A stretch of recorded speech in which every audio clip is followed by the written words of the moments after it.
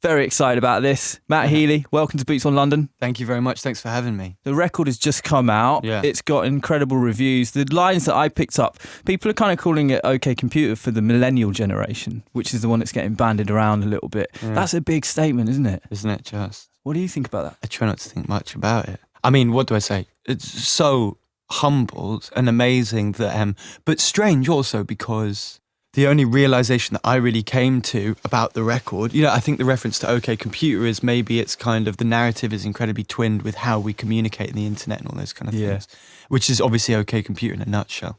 My favourite records are about life. It's maybe a bit of a big thing to say, but I was just writing a record about relationships. Well, I wasn't even doing that. I was just writing a record, and it turns out that if you're trying to write an honest record about relationships and how they're mediated in the modern day, then you're kind of by proxy writing a record about the internet. I'd say that love is the main word that comes out of that record, I would agree which is with interesting because, like you say, it is kind of set in this 2018 what's happening online type world.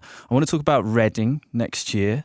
Reading and Leeds, of course. Yeah. I'd say that's the first kind of A-list festival that the 1975 have headlined. 100%. It's our first big headline festival. It is. It gets me proper emotional because You went as kids, right? it's like that, man. It's like, Were you Reading or well, I Leeds? was Leeds because I was Manchester. Right. So, but I didn't just go as kids. It's like after I got to 13, Christmas took a back seat, and the date on my calendar was Reading and It Leeds. started then. I went one year with a tenner and no tent. Serious? Yeah. And Who headlined that year? Can you remember?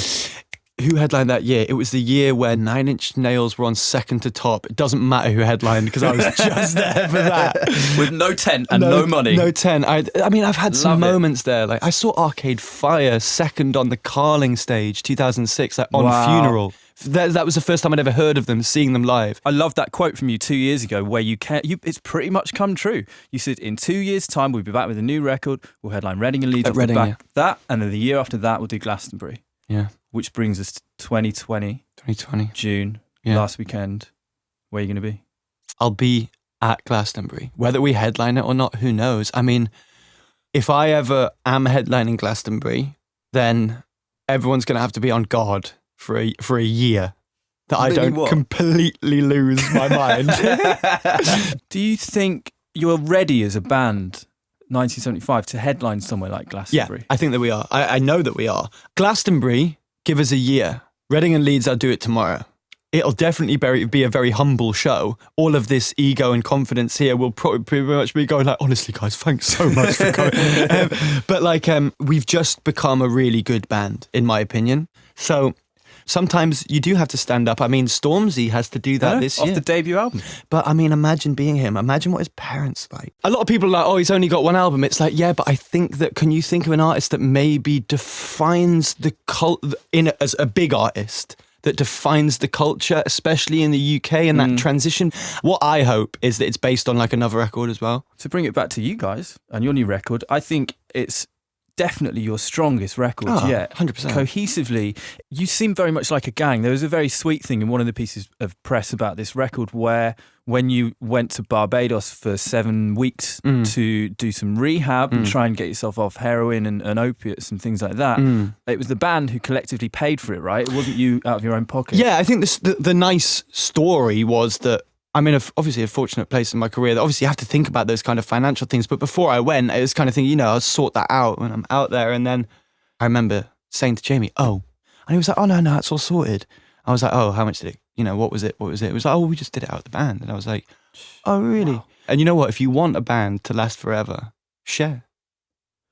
It seems like you've spoken about using drugs so much. I know. You've been very, very open about it. And I think there's an element of risk involved with that when it comes to your fan base and the way that maybe they would read things. But I haven't heard you talk that much about it in interviews where people can actually hear it. So I do think there's an element of importance to kind of set the record straight. And kind of the question that I want to know is, did you always think it was going to get to the stage where you would have to actually go to rehab to clean up? No, I didn't. I mean, I think that the thing that I think I always... I don't know what the word is, have confidence in, is that because regardless if it's drugs or relationships, the main thing that I've done with 1975 is kind of spoken about myself with kind of a quite a profound disdain. There's not really been much celebration of the behavior. I think that if I was ever romanticizing or fetishizing the use of drugs, I think I'd catch myself doing it.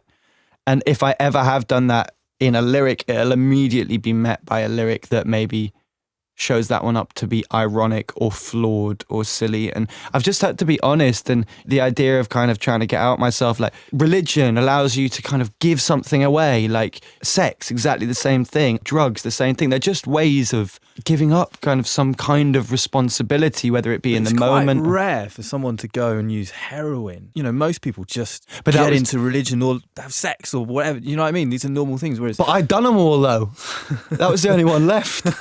Like, okay, we'll be honest about drugs. Let's talk about it. It was always going to happen with me with opiates. I only say this in case people relate to it, but like when I was younger, I kind of used to dream about being sedated. I've always had this obsession, and unfortunately, sex, drugs, all the things, religion, I've loved all these things in my life, but they never just turned it off. And unfortunately, when I tried those drugs, I kind of temporarily, for a moment, had that. And I was like, right, this is going to help. And then just takes your shine off, just slows you down. Do you know what I mean? Makes you lie, which is a nightmare for somebody who's so missed to tell the truth. I don't know how you did it for so long though, because it's something that I never would have suspected. And then also being in Barbados for 7 weeks. It's kind of amazing that you managed to get away with it to this level. And then get clean without anybody knowing, and then come out with this record with all the... Because there's no way you could have released the record with the lyrics the way that they are and said, oh, no, this is like... You know, it alludes to it so heavily. Yeah, and this is the thing. The problem is what it is. Well, that's where my struggle with am I being irresponsible comes into. Because yeah, you're right. Like let's take, I don't know, it's not living if it's not with you. I'm singing along, there's never if it's not with you. And then I got not living if it's not with you. That was just a rhyme that I had. And I was thinking, where's that come from? What's that about? It's not living if it's not with you. Oh, I know what that's about. Yeah. Oh God. All right, okay, well, here we go. Because if I pull it back from that, it's not going to be as good. It's not going to be as resonant. It's not going to be as helpful. It was about a distillation of what preceded it. Everything needed to be better, more extreme. Poppy bits, poppier, heavier bits, heavy bit, honest bits, more honest. Where are you at with the follow-up record then? Because I know at the start of the summer, there were things in the press saying we're going to go off to LA now for the next 4 months and work on notes. Yeah, we went away and what happened more is that we finished A Brief Inquiry, kind of had a week off, and then we started with notes. I'm just letting it happen. I'm letting it happen in the next 6 months. It'll be before August. It has to be. In time for Reading and Leeds. Yeah, it has to be in time for Reading and I think Leeds. so, Yeah, I think it has to be. It's not connected to A Brief Inquiry. I just want to be the best version of the 1975. And it means I don't know what the record's going to be like. Is your dad definitely going to be on it? Yeah, Dad's on it, yeah. What's that track called? He wrote it. He wrote it when you were 11, right? He played it me when I was 11. He wrote it when I was about 2. Amazing. It's called When You're Down on Your Luck and You Don't Know What to... Don't worry, darling. I think it's called You. Oh, no, it is called You. And I said, no, I got a song called You. You can't call it You. So he's renaming it. That's what happened. Sorry. It's called You. I was like, it can't be called You. Is he singing? Does he sound good? It's just him. Wow. It's him on the piano. You can look at your work and be like, what did I do there that someone likes? Or let's try and do that piano thing. Me, when I'm like really personal, really honest, that's when I get the best reaction. So I just tend to do that. Like, what's going to make me, get like that? And stuff like my dad singing on my album will do that. Matt, thank you. Thank you so much for having me.